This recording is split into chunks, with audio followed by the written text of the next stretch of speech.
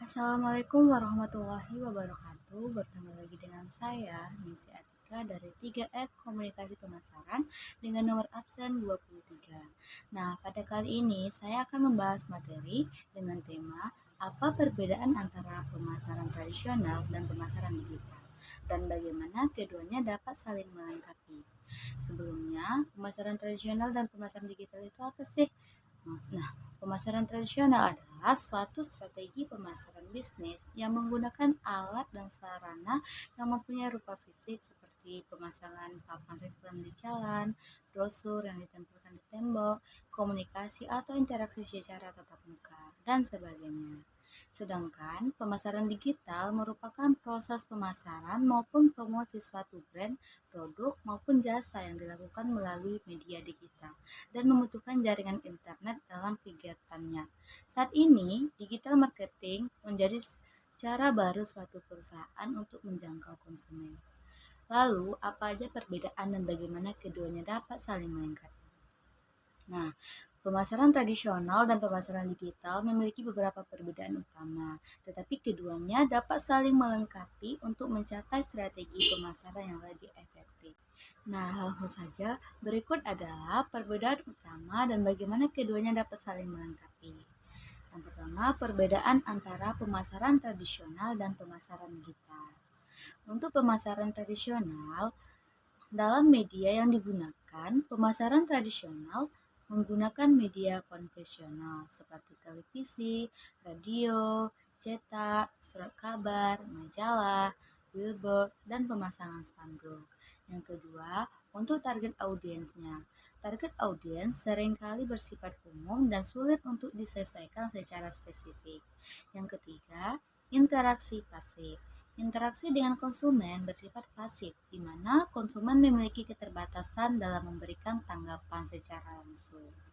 Yang kemudian untuk pemasaran digital, untuk medianya yang digunakan, pemasaran digital menggunakan platform online seperti situs web, media sosial, email, iklan online, dan mesin pencari. Yang kedua, untuk target audiensnya yang spesifik, pemasaran digital memungkinkan penargetan yang lebih spesifik dan personalisasi berdasarkan perilaku online, demografi, dan preferensi pengguna. Yang ketiga, untuk interaksi aktif, memberikan kesempatan untuk interaksi langsung antara perusahaan dan konsumen melalui komentar, ulasan, dan umpan balik secara real time. Nah, kemudian bagaimana keduanya dapat saling melengkapi? Yang pertama, integrasi kampanye. Menggabungkan strategi pemasaran tradisional dan digital dalam kampanye yang terintegrasi dapat mencapai hasil yang lebih baik. Misalnya, meletakkan tautan atau hashtag media sosial dalam iklan cetak. Yang kedua, peningkatan relevansi. Informasi dari kampanye pemasaran digital dapat memberikan wawasan yang berharga untuk meningkatkan relevansi kampanye tradisional dan sebaliknya. Yang ketiga, memperluas jangkauan. Pemasaran tradisional dapat digunakan untuk mencapai audiens yang lebih luas, sementara pemasaran digital dapat membantu menyasar kelompok demografis dan minat yang lebih spesifik. Yang keempat, pengukuran kinerja yang konferensi.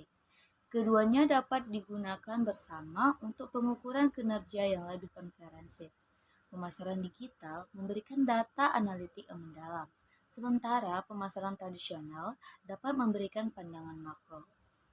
Yang kelima, mengoptimalkan biaya. Menggabungkan strategi pemasaran tradisional dan digital dapat membantu perusahaan mengoptimalkan anggaran pemasaran mereka dengan memilih kanal yang paling efektif untuk tujuan tertentu. Nah, interaksi keduanya dapat menciptakan pengalaman pemasaran yang holistik dan efektif, memungkinkan perusahaan untuk mencapai audiens dengan cara yang beragam dan memanfaatkan kelebihan dari masing-masing metode. Nah, sekian materi yang dapat saya sampaikan. Lebih dan kurang saya akhiri dengan Assalamualaikum warahmatullahi wabarakatuh.